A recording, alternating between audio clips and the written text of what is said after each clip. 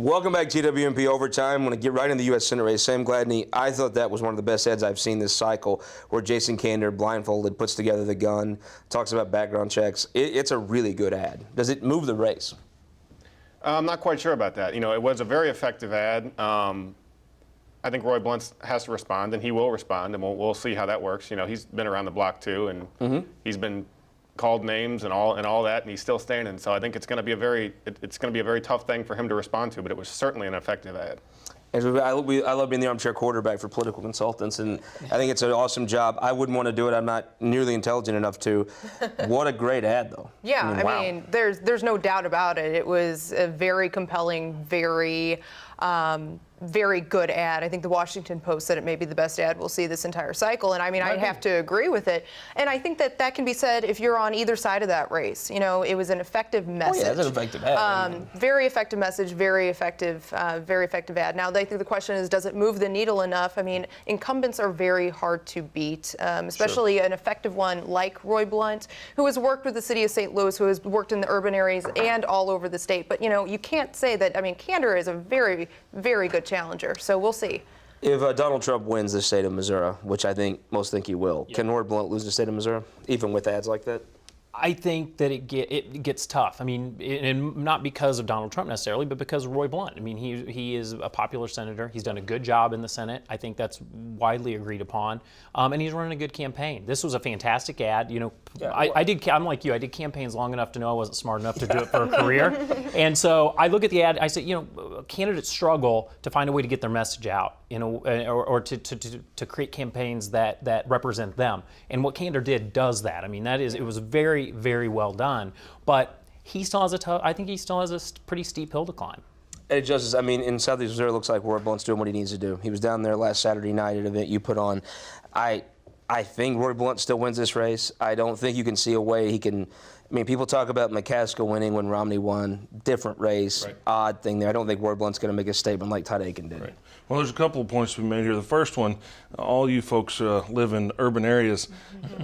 A lot of us that live in the rural areas know that a 3-part assemblage of an AR-15 like that kind of fell short, because just about anybody can do that. My granddaughter can do that. So that's. I cannot. Well, that's the difference between urban and rural. But I'm more surprised you have a granddaughter. Well, we'll get to that later. But Roy Blunt has a political machine that is set up and has been proven to be very, very successful. And many times, many people have underestimated it. Now, with the Trump effect, does he have to run as if he may not be the incumbent, as if he is a new guy, and put more effort into certain areas of that machine? But the machine is still in place, and it has proven effective. Let's talk about another race. You know, there's folks with Donald Trump. If you're a conservative, it can be a little hard to get excited about Trump. Eric Greitens, a little hard to get excited about a guy that went to Obama's convention if you're a conservative. Yeah. Eric Schmidt, tax cutter, approaches problems like, you know, the corrupt municipal system by cutting government. The poll the Missouri Times did this week, it showed him up 11. It showed him tied in the St. Louis media market, which for a Republican is unheard of. Does this race break down to a dynamic of Judy Baker's going to have to buy time in the most expensive media market in the state to catch him, and is that possible? I think it's going to be tough for those of us who have worked with Senator Schmidt over his career. We know how effective he can be. He's a rising star in the Republican Party. He's done a fantastic job in the Senate, representing the interests of his district and doing good work on economic development and other issues on behalf of the state. And I think that's proving out that he's able to communicate on his effectiveness very well with voters. And so I think she's gonna have a tough time catching up. Eddie Justice, I mean, if you're a fiscal conservative, you do have a reason to be excited about the Missouri Republican Party right now, right? Absolutely. I think a lot of people a few years back were counting out fiscal conservatives and saying mainstream Republicans or moderate Republicans were the wave of the future. But, man, in Missouri, those things have not. I mean, I was talking to somebody in the House the other day, and they said the right-wing conservative, fiscal conservative Republicans have won. And they've just got to hold on to it, and I think it's a valid point. Angela Beeman, Judy Baker's a good candidate. I mean, she when you talk to her, she has a passionate vision for the state. Different than Senator Schmidt's. The money advantage is pretty stark, and then the polling advantage has now grown to be pretty significant. How does she come back? I think that Judy is a very good candidate, and I think that Eric Schmidt is a very good candidate as well. Eric appeals to moderates. I'm not sure if Judy does as much as Eric does, but I think they both have to run to the middle because they both have their bases, but it's making up that middle ground, and whoever can make that message as clear as possible is going to be able to win that race. I think with the 11-point lead, I'm not sure if she'll be able to come back, but I think that she's a very hard worker.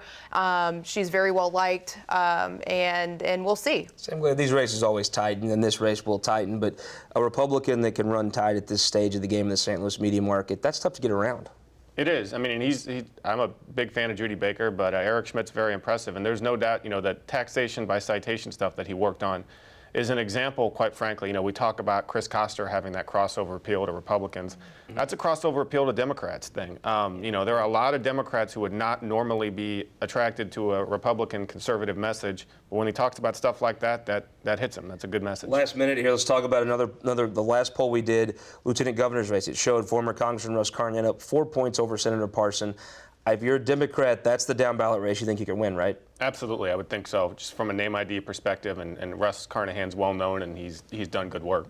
Russ Carnahan, I think, starts out a half step ahead. Is that about where you see the race? Yeah, I think his name ID is going to be very tremendous in this race. And also, if you look at it from a legislative standpoint, Russ Carnahan on the dais is actually going to be a big benefit to those Great Senate point. Democrats. So those two things, I think that, from a Democrat standpoint, I think that might be the race that we take. I would say Senator Parson starts a half step behind, but if there's a Republican wave, he comes into office, right? I think so, absolutely. I mean, as far as I'm concerned, outside of the governor's race, it's the race to watch. It's going to be fun. Parson has developed coalitions all around the state through the work that he's done in the Senate, and he's seen as a guy who works across the line and makes things happen. And of course, Carnahan with the name IDs. Eddie Justice, last 10 seconds. Carnahan's a name we know from Southeast Missouri, from Carter County. Starts half step ahead. Senator Parson probably needs a good Republican year, right? The thing that really sticks in my mind is Ed Martin, even with all of his issues, got within 13 points of Carnahan. So the Carnahan name is big, but it's not something that's insurmountable. Last prediction here. Does Trump win Missouri by how much? Trump by 13. 13. Whoa, look at that. Trump wins, I'll say, by 9. I go 6 to 8. Who wins? Probably Trump by 3. 3. I'll stick with your 6 to 8. Yeah, I think 6 to 8 may be right. Thank you so much. We'll all be back here talking about this very interesting political season leading into what will probably be the most interesting session we've had in a long time. And we'll join you on This Week in Missouri Politics and back here on TWMP Overtime.